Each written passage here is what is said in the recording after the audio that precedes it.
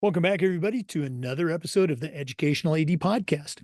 We're going to be right back with today's guest, but first, we want to acknowledge our sponsors. Now, don't hit that fast forward button. These are all companies that I used as an AD or got a direct connection to.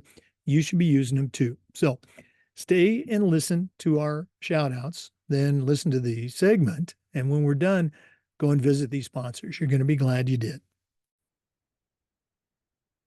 We want to say thanks to our friends at Huddle for their support of the podcast.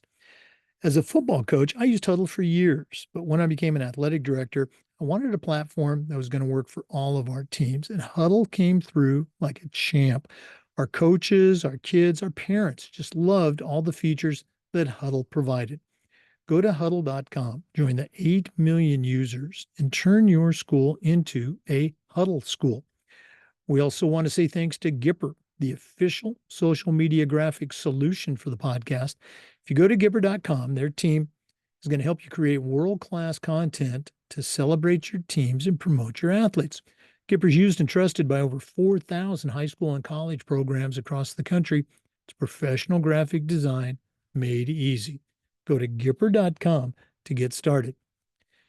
We also want to say thanks to the Ohio University Online Master of Science in Athletic Administration. This affordable 20-month master's program focuses exclusively on interscholastic athletics. And when you finish, you're going to have your master's, but you're also going to have 11 NIAAA leadership training courses to go towards your RAA and CAA. You're also going to be part of a tremendous graduate network with connections in athletics across the country. To get started, all you have to do is go to ohio.edu/info/MAA. Check them out today. Ohio University Masters in Athletic Administration. We want to say thanks to our good friends at Home Campus. Home Campus is a platform you're going to use every single day. Things like scheduling, student athlete eligibility and clearance. Who doesn't do that every day? Uploading rosters, communicating with your stakeholders, uploading digital forms, you name it. Home Campus does it better, does it faster. It's going to make your life a lot easier. To get started, all you have to do is go to homecampus.com. That's homecampus.com. We want to thank Sideline Interactive, indoor score tables and video boards. Go to sidelineinteractive.com. Schedule a live web demo to see their score tables and their scoreboards in action. Their products not only generate income for your athletic department, but they also create the ultimate game day experience for your student athletes. That's sidelineinteractive.com. We want to thank Hometown Ticketing, the leading digital ticketing provider to schools and colleges.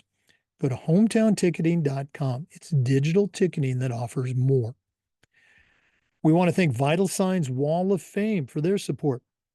If you're looking for a really cool way to show off your school record boards for all the teams, for all the sports, or display your school's Hall of Fame, go to Vital Signs Wall of Fame and take a look at their interactive touchscreen, that's right, touchscreen video consoles. It's also a great way to share your school's unique history and your proudest moments. The website is vitalsignswalloffame.com. Check it out today. We also want to thank Snap Raise. Have you ever spent weeks and weeks with a fundraiser and ended up with little, if any, return? Stop right here. Go to snapraise.com. Hands down, the best online fundraiser out there. We used it at our school with tremendous success. Our parents loved it. Our coaches loved it. It works. Go to snapraise.com. Check out their other great platforms. But if you're looking for a fundraiser, you found it. Go to snapraise.com. And we want to say thanks to Athletic Surveys by LifeTrack. Athletic Surveys is about connecting people. It's going to connect you with folks you already hear from, the complainers, the people that want to gripe about everything. But they're also going to connect you with the 98% of your stakeholders that support your program. And that's a tremendously valuable tool to have when you're talking to a frustrated parent or your principal or your school board. Go to athleticsurveys.com. Let them help you bring your athletic program from good to great. Welcome back, everybody, to another episode of the Educational AD Podcast. Our guest today, I can say, is an old friend, Heidi Wright. Heidi is a certified athletic administrator. She's the director of athletics at Oxbow High School up in Vermont. She is also the first of a series of guests that we're going to be having who earned their master's in athletic administration from Ohio University, one of our new sponsors. And so we're going to hear some of the unique things about that experience. But let's welcome Heidi to the Educational AD Podcast. Heidi, thanks for joining us. Jake, it's great to be here. Well, it's a busy time for athletic directors. It's spring season. Heidi was sharing with me it's 52 degrees today, but winter storm warning is probably going to bring snow tomorrow. We don't have to worry about that in Florida, but let's go and get started. Heidi, we always like to let our listeners have a chance to get to know our guests. So give us that quick bio, where you were born, where you grew up. Maybe take us up through your own high school and college days, and then we'll take a break. But what's the Heidi Wright origin story? I actually grew up in Lyman, New Hampshire, which is about an hour from where I am now. I grew up on a working dairy farm, which is part of the reason I have the work ethic that I have. So we can blame that on my grandparents. And went to a small school. I graduated one of 15 kids in my class, so it's very small. I participated in athletics through high school, loved it. Wasn't always the greatest athlete in some of the sports that I participated in. My passion was softball. I was good at softball. I really enjoyed it. After high school, I went to college. Again, stayed relatively local. Family's a big part of who I am and very important to me. So stayed relatively local. It was a great experience. But there was always this, when I was in high school, I told my parents, I'm like, I want to do something involved in athletics. That was at the point in time where there were PE teachers left and right that couldn't get jobs because there weren't positions open. So my parents were like, that's probably not the wisest career move for you right now. But I absolutely love athletics. And the irony is that I have a job that I work in athletics now all the time. So, you can absolutely go. I have a degree in health and human services. I spent 10 years in healthcare in corporate America. But I always got pulled back, and it was always calling me. The coaching aspect, all of it was always calling me back. And I couldn't ever quite figure out just what I was supposed to do. I started coaching. I had a kiddo that was coming up through and they needed people to do it. And as they like to say, the rest is history. Started doing that and never looked back. And, I could see where there was needs for improvement and there were spaces where life could get better for the programs and initially for the school. I coached here before I ever decided to go to get my master's degree in athletic administration. And I coached, 3 sports in 3 seasons here. And I ultimately left to go pursue being an AD elsewhere because I knew I was going to need the experience to come back here. This has been the dream, to be here at Oxbow. So I tried to put myself in a path that would make it not, the word isn't easier because this isn't an easy job, but would put me in the path to be able to have the background knowledge, the support, be able to do this job to the very best of my ability, day in and day out. So, Well, we're going to dive deeper into, your position there at Oxbow. I want to go all the way back to your high school days. Growing up, was that small town? Was that big city? What was no, that like? it's small town. There's, paved roads, but there are no lines on those paved roads. It's an incredibly small community. It's a regional high school that draws from multiple towns. It is little. When we talk about graduating 60 kids out of a graduated class, that would have been huge when I was in high school. I was in a small class that you really knew your teachers. There community members, they're your neighbors, the whole 9 yards, but it was a very small, that real quality hometown where you couldn't do anything wrong because people told your parents before you got Oh, yeah. home. So Looking back now, disclaimer, if you're listening to this, if you're watching, you could tell in a second, but I'm much older than you. Um, when you were in high school, did you ever feel pressure? That's my word, for maybe one of your coaches to, hey, you shouldn't be playing that sport. You should concentrate on this sport year round. Was that a thing when you were in high school? no, AAU was just beginning for basketball. This was all really pre all of that. There were AAU programs, but you had to drive to like the southern part of New Hampshire to be able to play. It was starting to creep up in the state of New Hampshire. We had Babe Ruth softball for a couple weeks after the regular season finished. It wasn't what it is today. The sports specialization wasn't a thing when I was in high school. You went from one season right into the next, wasn't really a big thing. You had natural breaks.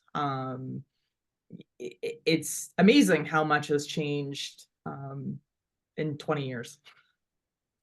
Yeah, we'll maybe talk about that later in another segment. You mentioned that you talked to your parents and you knew that you were going to do something in sports.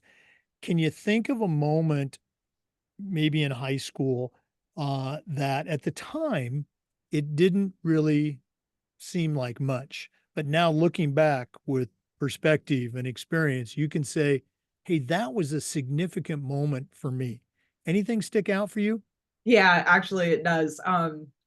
We were fooling around at practice one day and I was an upperclassman at the time and the coach was like, "Why don't you go stand in the outfield?" And I was an infielder. "Why don't you go stand in the outfield because you're not being very productive in here?" And then like I continued to not pay attention at practice and was fooling around in the outfield.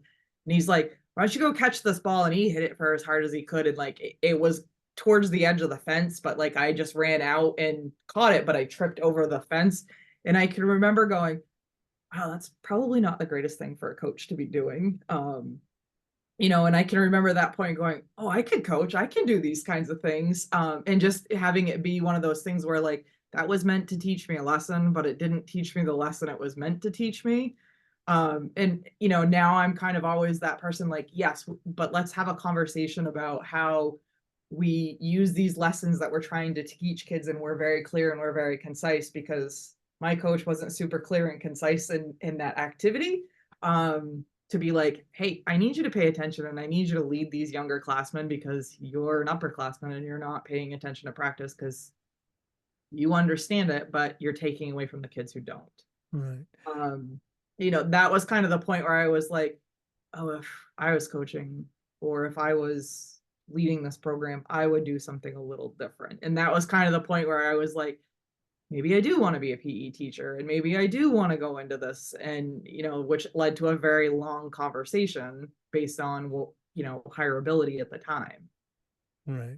Well, and again, that's I don't know if it's a cliche, but it's very true. People, we can serve as positive examples of things to do, or we can serve as examples of, I don't think I'm going to try that. So, yeah, thanks for sharing that. That's a cool example. For listeners, our guest today is Heidi Wright. She's a certified athletic administrator, and she is the director of athletics at Oxbow High School up in Vermont. Let's go and take our first break, but we're definitely coming back with some more. This is the Educational AD Podcast. We want to say thanks to Huddle for their support of the podcast. Go to huddle.com and change the way you see the game. As a football coach, I used Huddle for years, but when I became an athletic director, I wanted a platform that was going to be good for all of our programs, and Huddle came through like a champ. Our coaches, our athletes, even our parents just loved the tools that Huddle provided that let our kids experience sports at the highest level.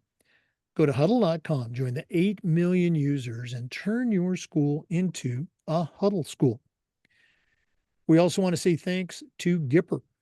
Go to Gipper.com, and their team is going to show you how to create world-class marketing content to celebrate your teams and promote your athletes. Gipper's used and trusted by over 4,000 high school and college programs across the country. It's professional graphic design made simple. Go to Gipper.com to get started. We also want to say thank you to our good friends at Home Campus. Home Campus is a platform that you're going to use every single day. Things like scheduling, uploading digital forms, student athlete eligibility and clearance. Who doesn't do that every day? Communicating with your stakeholders, you name it, Home Campus does it. They're going to do it faster, they're going to do it better, and they're going to provide you a lot of extra time. To get started, all you need to do is go to homecampus.com. That's it, homecampus.com. Welcome back, everybody, to the Educational AD Podcast. Heidi, you took us on a little bit of a journey after college that led to, I think you actually said, your dream job. That was always the dream, coming back to Oxbow. Take our listeners on that journey again and how those stops prepared you to become the athletic director for Oxbow High School. Well, I think one of the most important things is that as an athletic director, it's vital that you can see each seat, the student athlete, the parent, the coach, the athletic administrator, because it helps to, when you make decisions and that how you're viewing everything, and you're trying to hit all of those points, like how would I feel about this if I was the student athlete? As I ventured through 10 years in corporate America, it kind of you burn up, you burn out. You're looking for something different to do. By happenstance, my child was in a youth basketball program and they needed a coach. So you kind of start helping out when your kids are that age. And, you progress through youth basketball, and then we're into middle school basketball. And the second year he's a middle schooler, they need a coach. And that's the point where the rest of it becomes history, because I started coaching here and did one season as a middle school basketball coach. Wanted to keep doing it. The employer I had at the time wasn't really keen on leaving, having to leave work a little early every day to go to basketball practice. And the school happened to have a position open. So I moved to working here at Oxbow, for the school year, and so I could coach more. And I coached more. I, stepped in as the assistant varsity boys soccer coach and a middle school basketball coach. And then I was coaching a spring sport. But each and every time we did that, and I made those transitions, you're learning, you're growing, you're developing, you're looking at things going, is this the best practice? Maybe this is the best practice. And as I continued through, I basically just put all of that stuff in my toolbox, and this worked well and this didn't work well, and we won't do it that way again. And I progressed again some more, and now I'm seeing the future that I want, which is, do I want to be a varsity level coach, or do I want to be the person at the head of the department? And as time went on, it became clearer and clearer for me that the dream was to become the person at the head of the department. Communication is key in this. I really believe that if you're clear and consistent, and kids know when their practices are going to be, they should be at practice. But if they don't know when practice is and their parents don't know when practice is, how are we making sure that kids get to practice on time? Little things like that. So as we're progressing through, we've got further years into coaching, I'm starting to look at, how do you become an athletic director? What's the best route to become the athletic director? It just happened to be that I was scrolling through Facebook one night and the Ohio University program came up. So I kind of tucked that off to the side a little bit, did a little bit of research, was, heavy into basketball season when that happened, revisited that at the end of basketball season, and started making some decisions about where does one go. In Vermont, you don't need a degree. A lot of people have an education degree that are ADs. A lot of people are administrators. They're an assistant principal and the athletic director. The role can look very different in other buildings here. here at Oxbow, they have had a full-time athletic and activities director. But what that looks like for degree wise has been a little bit different. You know, again, when I came from a family that if you're going to do something, you're all in when you do it. And you better be the best educated person you possibly can be, because you're going to need that education to support you through what you're choosing to do. And that kind of fueled the next step, which was I applied to Ohio University to see if they would accept me into their program to start down that path. We're going to hear more about your Ohio experience, but let's stay at Oxbow for a moment. Since becoming the AD, one of the things we like to do with the podcast is this idea of sharing best practices. So we're all of our programs, they're a work in progress, but what are some things, or maybe even just one thing, that you've initiated at Oxbow or maybe continued as longstanding tradition that you're particularly proud of that you would share as a best practice? I think that, again, so we're asking young people. So here at Oxbow, it's a 7 through 12 program. We're asking young people to be able to convey a lot of information home. Before I came, when I was coaching here, there was no platform that we used overall as a school to be able to handle communication, whether it was the coach was emailing the kids or emailing the parents that they're, however you wanted to share the practice schedule. We have transitioned to using Team Snap here. I'm super proud of it because really the information is at your fingertips. There are all kinds of different programs. This just happens to be the one that I've consistently used.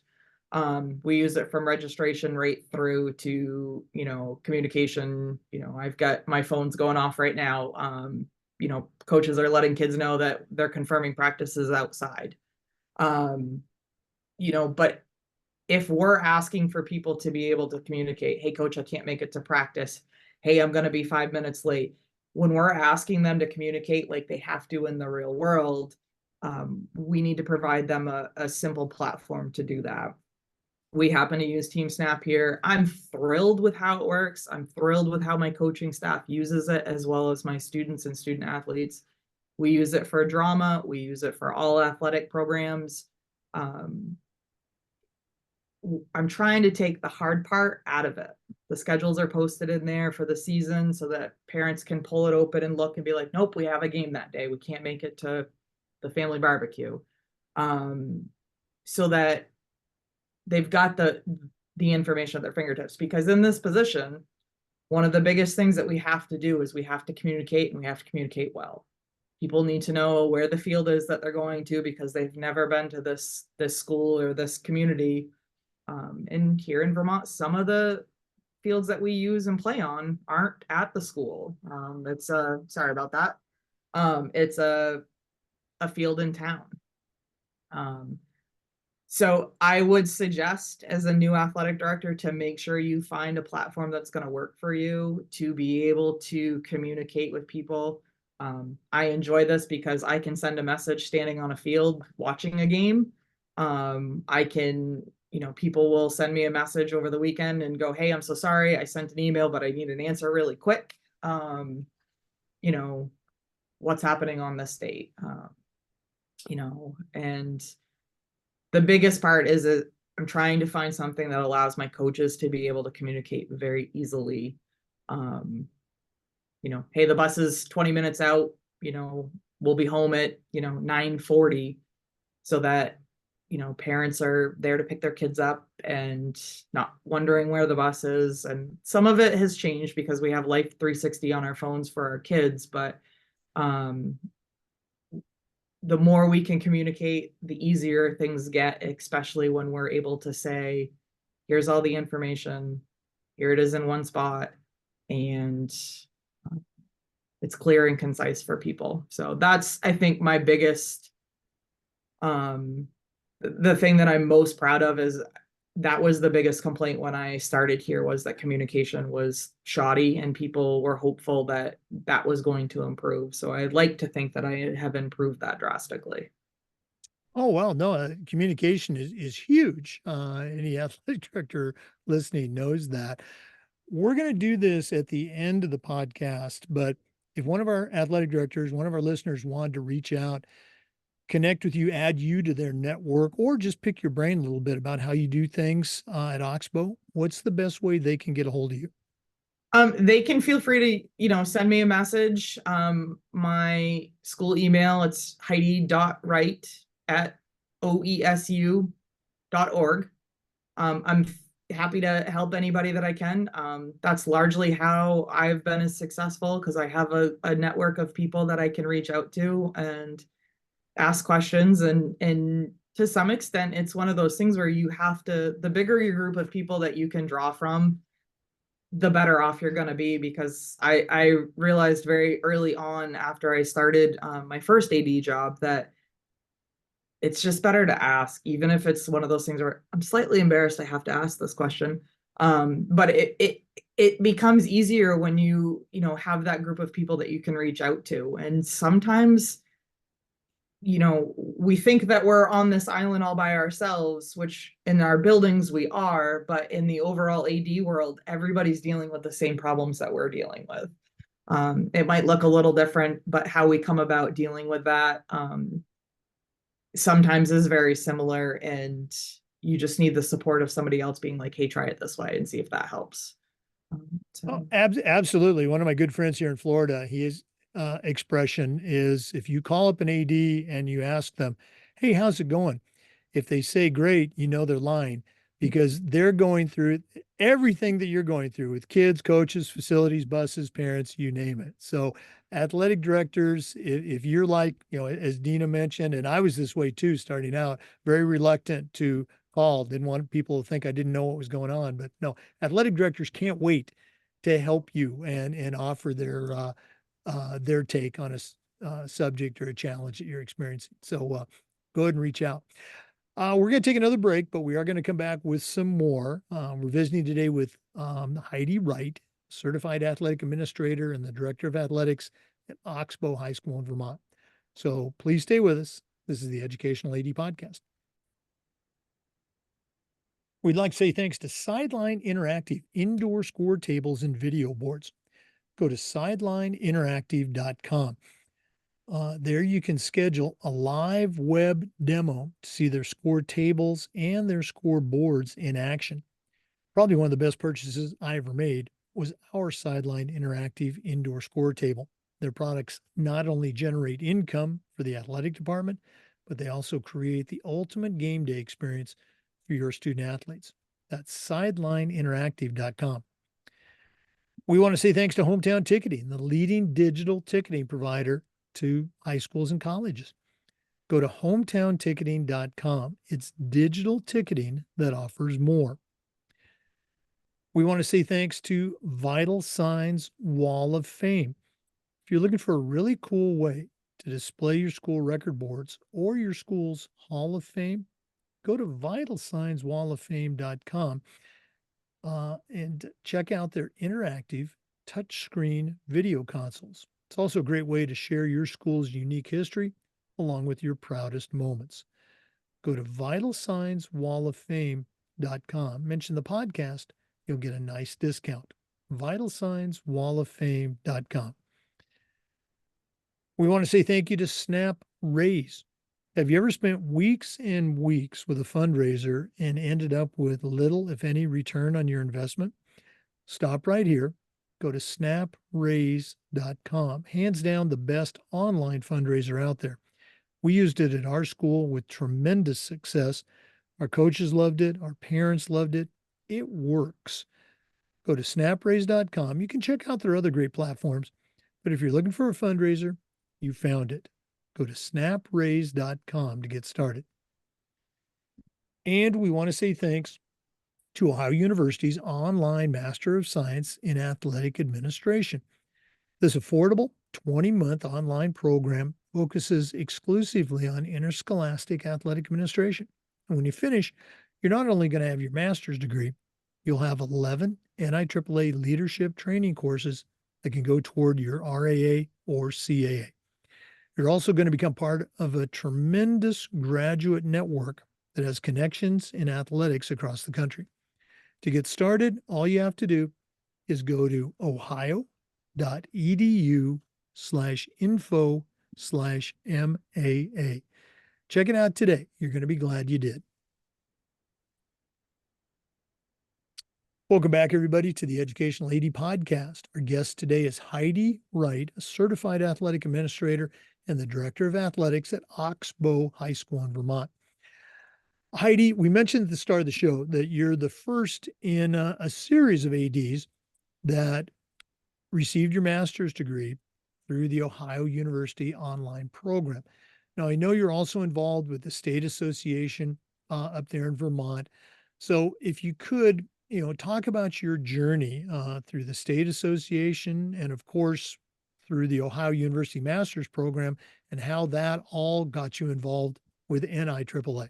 I know that's a big question, but I think you can do it. So, as I mentioned, the learning aspect of things is very important in my family. And as I decided I was going to become an athletic director, by happenstance, it happened to pop up on Facebook, but I did my research and I looked around at other programs. And ideally what I loved about Ohio was that, one, it's all online. You spend a couple of days there through your, for, one long weekend there during your time. But the big selling point for me was that their program is based off the NIAAA classes that you should take so that you become certified. I'm one of those people who believes if you're going to do something, you might as well do it well. And that was what I was looking for in a program that was going to make sure that as I ventured through the program and as I went through my state association and continued my education through the NIAAA, that I was setting myself apart to be well educated so I could do this job to the very best of my ability. My experience through Ohio University was an outstanding one. It's practical information that you can put to work immediately. My first year at Ohio University, I was still coaching and working here at Oxbow. You're doing practical things like you're building a handbook, you're writing letters to how do you handle a situation where a parent is inappropriate on the sidelines and they need to have a reentry meeting, but you've got to notify them because you asked them to leave and here's the letter. It's real life work that I use every single day.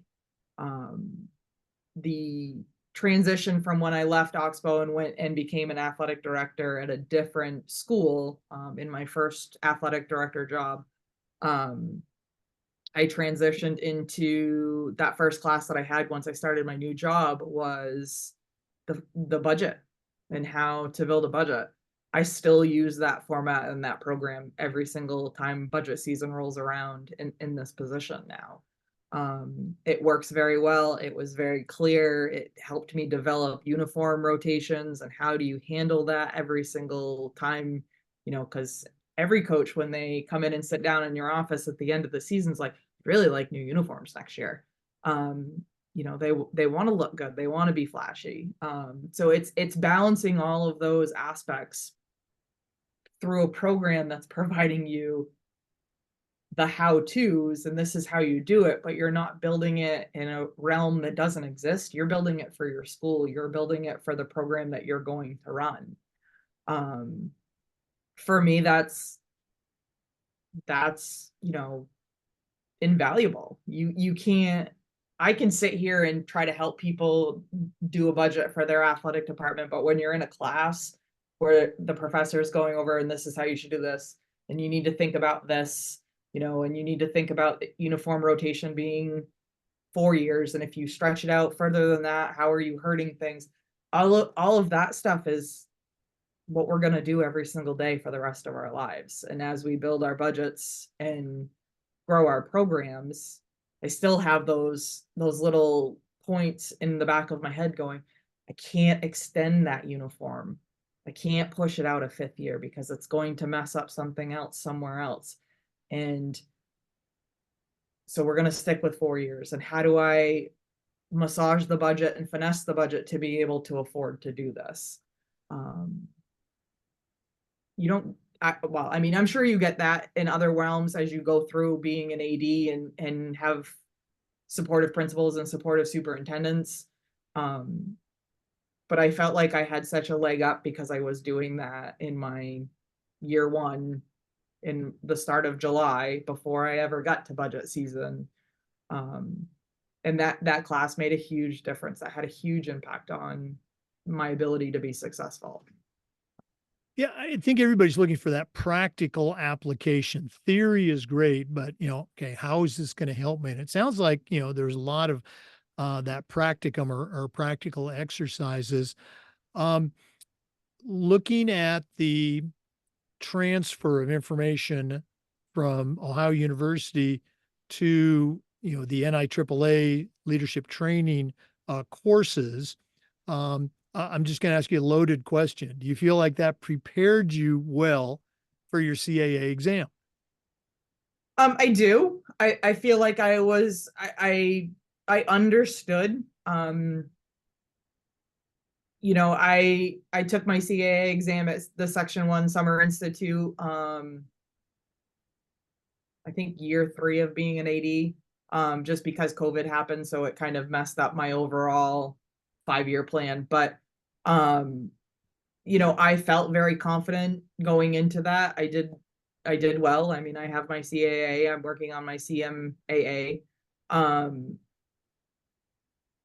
But I didn't get a master's in athletic administration and then have to go take all of these classes. That provided me, you come out as an RAA, you have all of your classes done to do that. You just have to turn in, submit your paperwork and get that part done so that you can immediately turn around and start working on your CAA. I'm the person who's always, when I'm, what's the best bang for my buck? When I put my time and money and my investment in, I want something that's going to have a high yield for me, which I felt that the Ohio program did. I felt like because I was halfway through the program when I applied for my first athletic director job, I felt like that gave me a leg up. I felt like I was very well prepared to start.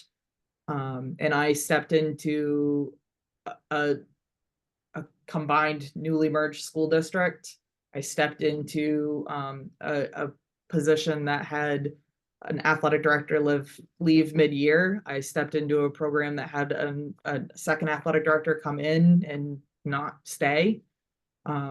So to some extent, I felt like I was taking a job that, yes, I was going to be able to be successful at, but simply because I was in the program at Ohio University.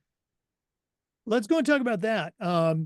You were not an athletic director and you, let's say, took a non-traditional path to becoming an AD. And again, I'm putting you on the spot here. In your Ohio University experience, did they talk about things like, marketing yourself, selling yourself? Were there interview questions and things? Yeah, at the end of the program, you have to create a resume and put in the time and effort to create you're selling yourself. You create a website, so to speak, where you talk about what your mission is, and you are learning how to be able to market yourself so that you can become an athletic director anywhere you wish to be. I think the program covers everything soups to nuts very, very well. I had some experience in what happened in the job, but I left that program being able to do the job and to do the job well, and be successful. Looking back on the 20 months that you spent in the online program, what was the most challenging part about the coursework? And, what was the part that, I guess if you're going to speak to somebody else about the Ohio University, what are you going to lead with? What was the most important or most fulfilling part of the experience? It is, it's all practical information. So as I was going through, again, in a new AD role, I tailored what I was going to do and how I was doing the job to what I was doing course wise, to the best of my ability. So I took the handbook that I wrote early on and changed it for the school that I was at. Because initially I had written the handbook for here. Part of the Ohio program is that you kind of have to have an athletic director that you can work with, so that if you have questions or you have another avenue of somebody to contact and somebody to be able to be like, how do you handle this and what do you do? Um, so I took what I had done that first school year, transferred everything over to the new school, and took everything that I was doing currently as I was progressing through and was applying that to what I was doing in my job, um, which was beneficial. COVID hit, in that spring and everything kind of got shut down. So a little bit of stuff changes. Um, for me, the most difficult part of all of this is I'm a parent of a high school senior. I have a brand new job that has long hours, that is an hour plus away from my house. And I'm still in school working on my master's degree.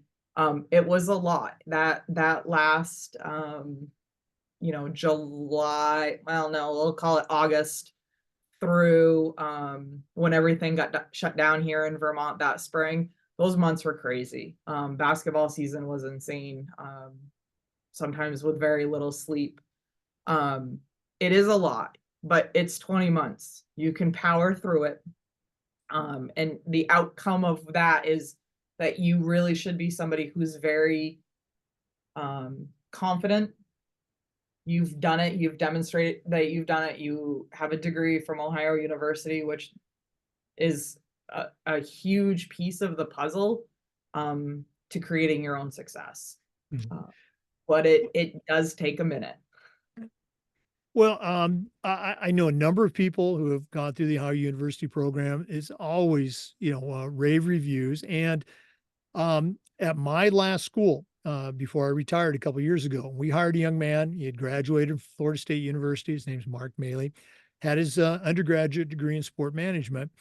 We hired him as an hourly employee. He painted our fields. He set up and broke down after home games and was just an outstanding worker. I mean, we didn't have to tell him what to do. He found things to do. And over the next few years, his job grew.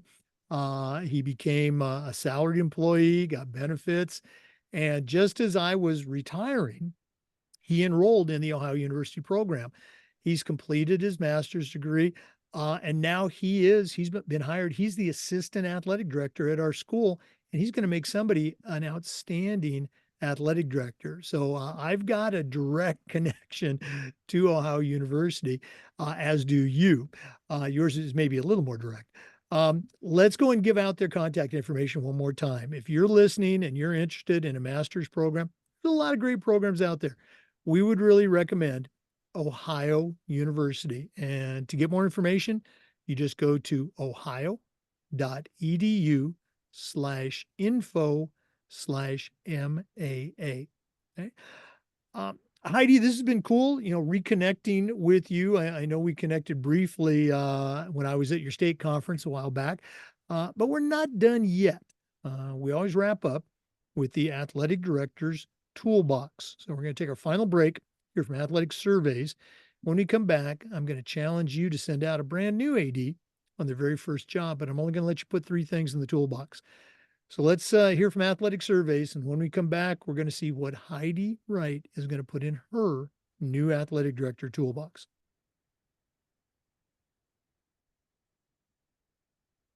We want to say thanks to Athletic Surveys for their support of the podcast.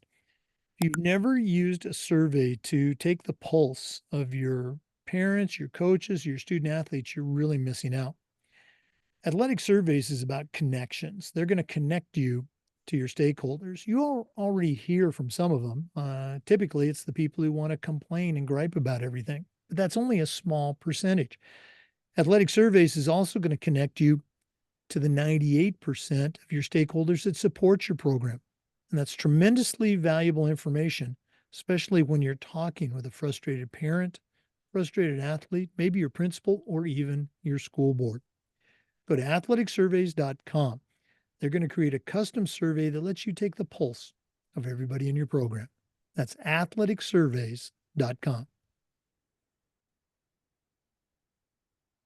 Well, it's that time of the podcast. We've been visiting today with Heidi Wright, a certified athletic administrator and the director of athletics at Oxbow High School in Vermont.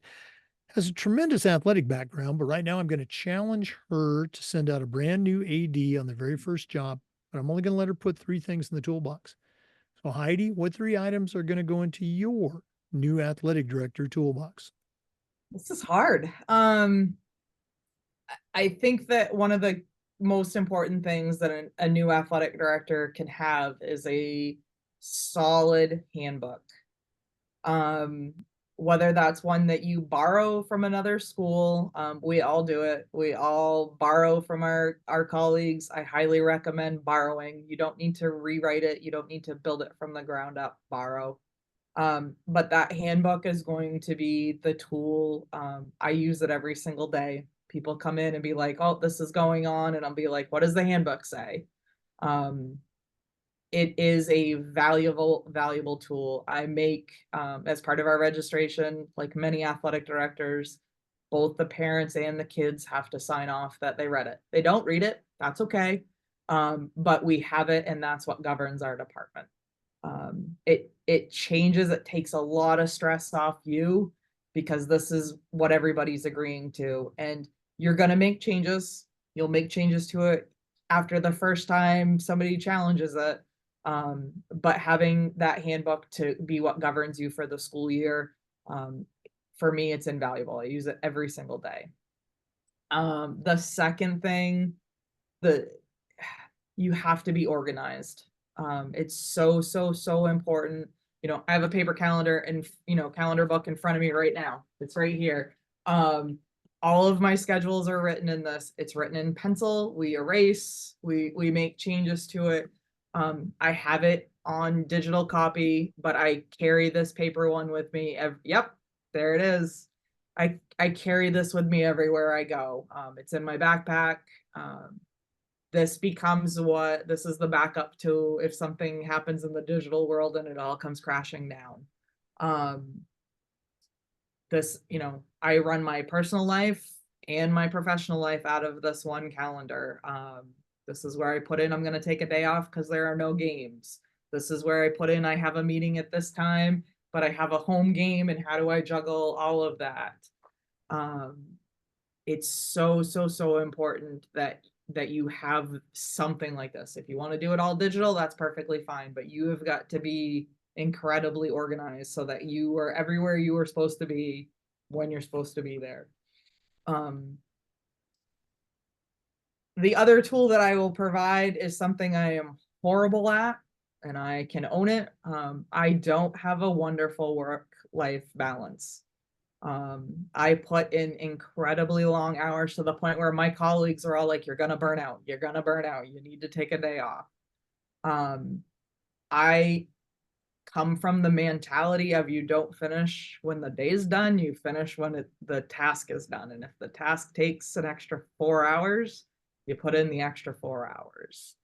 I blame that on my upbringing, which is, if you work on a dairy farm, you don't ever get a day off. The work's never done.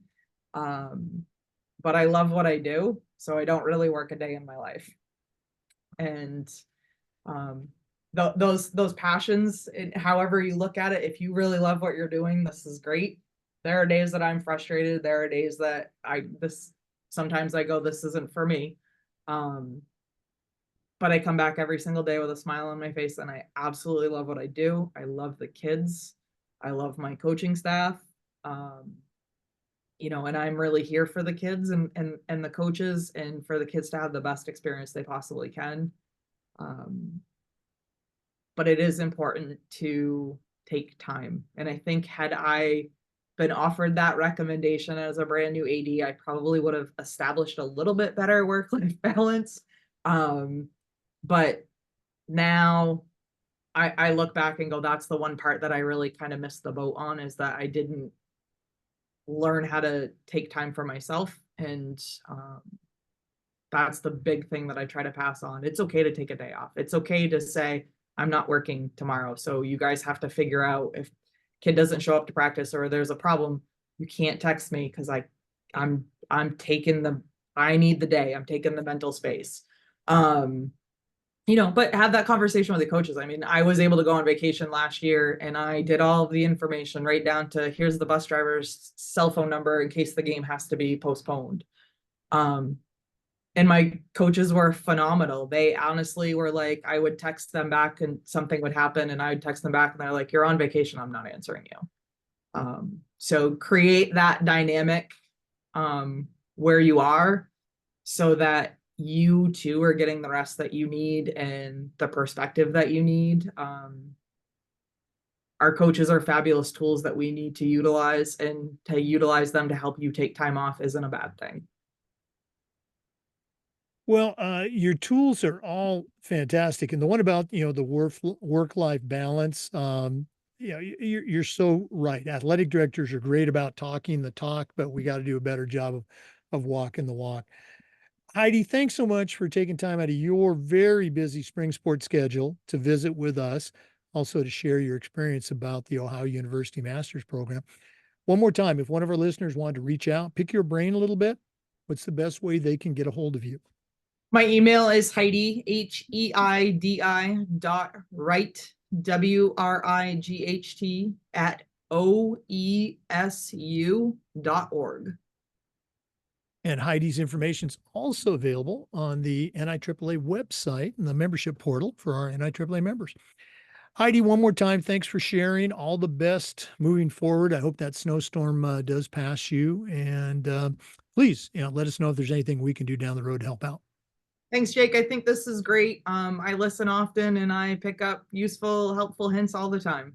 Well, and now you're giving back. So thanks for doing that.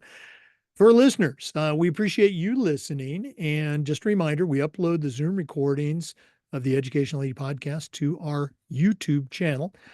We do this just about every day with interviews and shorter segments. All we try to do is share best practices. So if you'd like to be on, give us a call, shoot us an email, and we'll have you on the Educational AD podcast. We'll see you next time.